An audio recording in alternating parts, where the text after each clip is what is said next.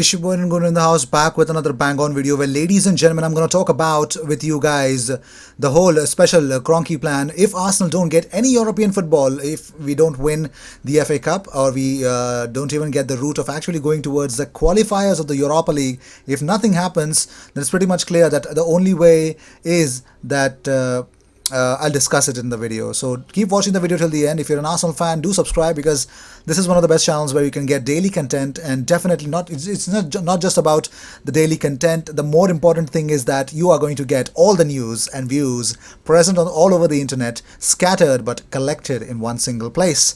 So first news is Sol Campbell is definitely not happy with the whole North London derby defeat. He says Spurs first goal, about the first goal, he says this is slack. It's all about concentration, keeping it simple. You have gifted them a goal. You're 1-0 up. What are you doing? Don't try and be clever. It's pretty much clear that it's a straight swipe against Sead Kolasinac. I actually tweeted out. If you guys can find my Twitter account link, please follow me on Twitter, because I am very much active on Twitter during the match days, and before the match day and during the halftime, and definitely after the match day, I'm very much active. So you guys can hang out with me on Twitter and follow me, and I'll follow you back, or probably something like that, because we're gonna have a very good talk after the match day. Well, not only this, let's talk about Arteta has opened up about Rob Holding. He says, sometimes it's the position, sometimes it's the momentum of the players. When we don't concede in 3 or 4 games in a row, everything is really positive. Obviously, when you concede 2 goals like today, people ask, why are we not playing someone else? So it's all about that. Rob Holding is in a better shape or form, but the problem is that Sead Kolasinac was one of the best options in terms of the run of form that we were in. So I think I would not even think of starting with Holding. It's pretty much clear that you got to go with the best team possible, but it turned out that Sead Kolasinac was not the best option. Well, moving on, Alex Lacazette, it was pretty much clear that he says a dressing room after the North London derby defeat, he says disappointed and frustrating. A lot of frustration. Now let's talk about it. Since the restart of the Premier League, Arsenal have played 8 matches. That is 7 league matches and 1 FA Cup game, and have scored the first goal in 7 of those matches, apart from the City game. 4 victories, 3 defeats and 1 draw. So Arsenal, they have got a very good, in terms of, getting ahead in the game is really right, and controlling the game is right, but it's not. It's just about containing the whole game. We're not good defensively. We were probably lucky against Everton, or probably very much lucky against any other team, but not so lucky against Spurs, were we? Well, since Arteta took the job, Arsenal have played 23 matches in all competitions and took the lead in 17 games, and out of which we've won 12 victories. So it's pretty much clear that I don't have any problem with Arteta at all. It's just these players. I don't think so. If the manager is the new one, he needs to get his own players and his authority. He needs to stamp it on the players. If that's not happening, I think the players are at fault right now. I'm not going to blame the manager at all. Moving on, Emiliano Martinez says we completely outplayed them in the second half, but we didn't defend well for both goals and got punished. So now I think Emiliano Martinez is exactly feeling how bad Leno was feeling, but he wouldn't mind, because I think if you get to play for the team of your dreams, I think if he's waited for so long to start for Arsenal on a regular basis, I think he's doing great. I would just say that. Well, Nigel Winterburn has tweeted out after this North London derby defeat. He says, need to learn how to close out a game from winning positions. So frustrating. Completely. I think I believe with Nigel Winterburn here, because I think being a club legend, he knows how exactly to do that. But moving on. Well, here's one shocking incident. I'm really sorry to come out with 2 important but shocking incidents happened today. The David McGoldrick, he is the Sheffield United striker. He has been subjected to another racial abuse. I mean, Wilfred Zaha was, I think a couple of days, or probably yesterday maybe, but David McGoldrick, Sheffield United actually posted a very important message on Twitter. They tweeted out, as a club, we will support David McGoldrick, and will do all we can to find the perpetrator of this disgusting message. We will work with the relevant authorities to ensure the person behind this post is brought to justice. This cannot continue. Something needs to change.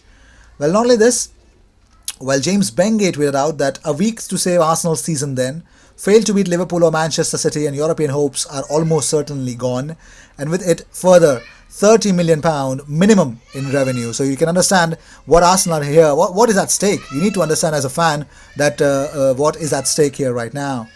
But the biggest news of the day, the biggest, most blockbuster news of the day is, Manchester City Champions League ban has been overturned. Yes, the club has previously been given a 2-year ban, we all know, and a 24.9 million pound fine by UEFA after being found guilty of serious breaches of club licensing and financial fair play rule regulation violations. And actually, their appeal over the club's 2 years ban has been won. Manchester City's appeal. Well, City didn't disguise equity funding but did fail to cooperate with UEFA authorities. The Champions League ban has been lifted, but £10 million fine has to be paid by Manchester City. I don't think so that will be a problem for Manchester City at all. But moving on, well, Spurs have confirmed a very awful story, and if you're an Arsenal fan, it doesn't matter what you believe in, but you gotta believe this, that Serge Aurier's brother was shot down at Toulouse in France. Yes, Tottenham right back Serge Aurier's brother has been shot dead in Toulouse at around 5 a.m. this morning, according to certain publications, and it is true. And in these tough times, I think we as Arsenal fans, we might be rivals, but that is a very shocking news, and I really hope that Serge Aurier is in the best mental shape to get through this. And rest in peace, my friend. I think stay strong in this. I think I'm supporting you in any way, shape, or form. Emotionally, I definitely am with you. But moving on. Now let's talk about the whole this Twitter thread that I actually came across. What will happen to Arsenal if we go without European football? What kind of players can we attract in? Well, without European football, the club misses out on a significant amount of revenue. The only way to make this up would be through player sales or even more owner investment. The Cronkies have already invested over £160 million this season, which has freed up more of our reserves, which can be used this summer. They are aware that this club can only handle one more season outside the Champions League. If we manage to convince any big names, they will invest. The level of targets will be heavily affected by no Europe. We will have to outsmart the market. The board is ready to do so. From previous threads, you may have understood from previous news that also that probably we are looking at players who could come on cheap. Well, they are the only alternative targets, but it should show that the club has been preparing for this possibility over the rest of the day. And you could see more news on it tomorrow. Well, moving on. Well, talking about more stuff, here are the current players that could be sold most likely this season. Number 1 is Hendrik Mkhitaryan. Number 2 is Mohamed Elneny, Socrates, Guendouzi, Torreira, Lacazette, Kolasinac, Mustafi. He's being offered a new contract, but only as a backup centre-back. Chambers, or holding as well. Also available for swap would be Guendouzi and Lacazette. Now, if you would ask me why would Arsenal sell Lucas Torreira, what is wrong with Arsenal to sell Lucas Torreira? Well, it's pretty much clear that he hasn't fully settled. He still prefers to return to Italy. So let's see if that's going to be happening or not. But talking about Mesut Ozil, Mikel Arteta says he is still in the same position he was last week or 2 weeks ago. And we said we will manage everything internally. I have nothing to say. Unlikely that his back soreness will clear up anytime soon. Well, Arsenal's 2020-2021 kit was launched. Yes, you could see it is already launched and on Sports Direct's website before being deleted. Well, yes, it wasn't rumored, it was available, and certain fans actually got the screenshot of it, and that's circulating all over the internet. It looks a thing of beauty. It's already settled. So the initial leaks that footy headlines actually made it viral. It is true that Arsenal's kit is actually this one for the next season. Well, Aubameyang hasn't scored an away league goal since January, which is shocking for a player of his caliber. Let's see if you guys knew about it. But talking about Dinos Konstantinos Mavropanos, well, yes, he's set to spend next season out on loan in the Bundesliga. Well, let's talk about the whole story. Werder Bremen leading a 5-team race for his signature. Stuttgart and former Arsenal recruitment chief Sven Mislintat was in the mix, and it's not clear, but it's pretty much clear that I've got a news that he has actually completed a medical at Stuttgart, and he will be joining Stuttgart on loan for the next season. So you can understand that Sven Mislintat wants to link up with his selected defender. Well, moving on. Kieran Tierney is now Arsenal Player of the Month for June. Yes, I think it's deservedly so.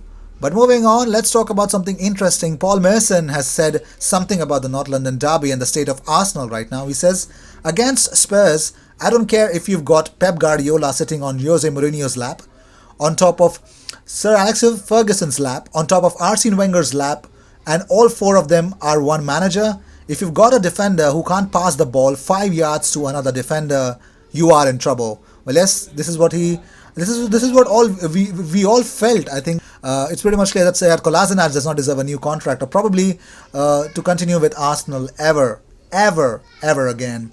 Well, these were the news of the day. I hope you enjoyed whatever came your way. All the views and news and everything about Arsenal comes on this platform every single day, twice. So sit back, relax, and enjoy all the news that comes on this platform. I will see you in my next video. Until then, cheers, and don't forget to subscribe and make sure you follow us on Twitter as well. We actually come out on the match day on Twitter, and we are always active. Do follow us on Twitter as well.